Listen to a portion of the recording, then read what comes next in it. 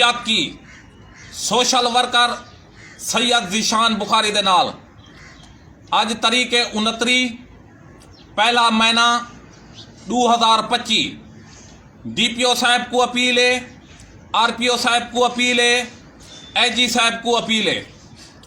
DPO ज़िला रहीम यार खान को, DCO साहब को, AG पंजाब मरियम नवाज साहब को, जो भाई मेरी चौदीवारी दा तकद्दुस पामाल किता गए। अंदर आते 25 तो 30 बंदे दू पुलिस दे डाले आते बेहुरमती की गई है। मेरे को परेशान किता गए, मेरे घर वाले को हिरासा किता गए, मेरे को हिरासा किता गए। जो भाई तू नाजायज औरतां भी ले बैठी, असारे अपने घर का खर्चा पूरा नहीं थी ना, असां दे अपने घर की रोटी पूरी नहीं थी। जितने इलाके के जिम्मेदार हैं सारे तो DPO साहब तस्दीक करे। जो ज़ीशान बुखारी कहीं तो 500 गिनते, कहीं तो 1000 गिनते, अपने घर का राशन पानी चले ने। सफेद पोश बंदे थाना ए डिवीजन जिला रहीम यार खान दी जियाद किए सैयद ज़ीशान बुखारी दे नाल तमाम दोस्तों को अपील है जो वीडियो को शेयर करे सो, खसूसन मेहरबानी करे सो। ते मेरे घर वाले भी खुद दसले थे जो हिन्ने दे बुरके उत्ते हटा हटा ते देखते वधे रह गए। सादात दी बेहुरमती की गई है, इवें नहीं करना चाहिए। मेरी DPO साहब को अपील है, RPO साहब को अपील है जो मेहरबानी की वजे मैं कानूनी कार्रवाई भी करे था। पहले भी मेरे नाल ज़ियादती की गई है, वो ज़ियादती है जो इवें तकद्दुस पामाल किता गया। वाल मैं 4 महकमे दे दरखास्त दी हम, हुण मैं रिट दायर करे था, हुण मैं जज साहब को आग सा बहावलपुर वे था, सुप्रीम कोर्ट तक करवे था। मेरे नाल जेड़ी ना जाए मैं सारे दोस्तों को दस लेना पिया। ते जेरे जेरे बंदे मेरे नाल ज़ियादती की उन्हें को कैफे किरदार तक पुजे था। वस्ती आदम वाली दे विच काफ़ी सारे जेरे मनशात पीनन, चरस पीनन, नशा पता करे देन, हुने को थाना इकबालाबाद कुछ नहीं आखता। जो गलत काम करे ने, चोरियां करे ने, हुण कुछ नहीं, पहले चोरियां दी एफआईआर आ रहा हन, हुने को कुछ नहीं आखते। जेरा सफेद पोश बंदा अपने घर का गुजारा करे ने, हूं दे नाल थाना ए डिवीजन जिला रहीम यार खान दी जियादती करे ना पे। क्यों करे ना पे? इवें कहते आखे ते करे ना पे।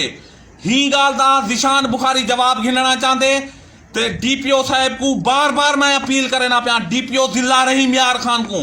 ते मेरे घर वाले भी बयान दे सन जाई था आइन रात को सारी बेहुरमती की ने, दुपट्टा सारा उतार के देने, मेरे बच्चे सुते पे हैं, नून दे सबनी पाती पे वो चेक ते देखण पै गए।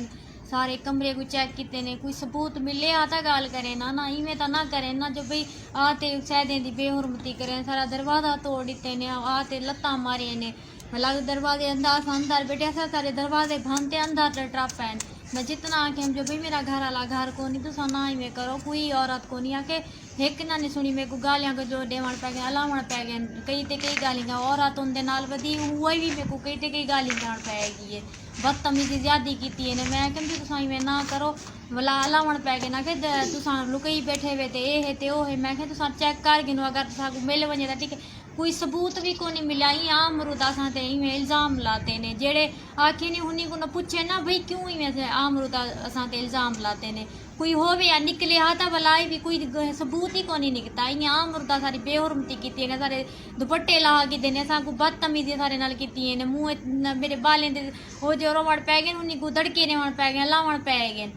ते इवें तो नहीं होंदे, तो सारी भी मदद की वने, असां को कोई इंसाफ दिता वने। क्यों इवें क्यों DPO साहब को अपील है सारे जिला रहीम यार खान दे, क्यों इवें किते ने सारे नाल? इवें तो नहीं होंदा ना, सही आजादी तुसां बेहुरमती करें दो कि कोई तो बंदा लिहाज करे ने। मैं वैसे यह गल की, मैं कि तुसां सैयद ज़ादा घर में बार बार रखेंदी रह गया, सैयद ज़ादा घर है, तुसां इवें ना करो। मेरी एक भी ना ने सुनिया तो मेरे को गालियां गलोच देवण पै गए, मेरे को रात बदलावण पै गए, कई ते कई गाली गाल पै गए। मेरा सामान सारा पट सटे ने, मेरी बेटी दाज रखिया हुआ वो सामान, वो संदूक पटते सामान एडे एडे काट सके ने। पहला नुकसान किते ने सारा जरा सामान सारा संदूक असा बेटी की शादी करनी कुछ नहीं। पहले मैं सोशल मीडिया के उत्ते लाता भी हम, जो मेरे बाबे से ने दुआ करी है, मखदूम उमैर शाह भी मौजूद आ। ते हुण मैं शबान दे विच बेटी का रिश्ता दे बैठा ते शादी कर दी। ये मसला पुलिस पंजाब पुलिस ने मेरे नाल ज़ियादती की है।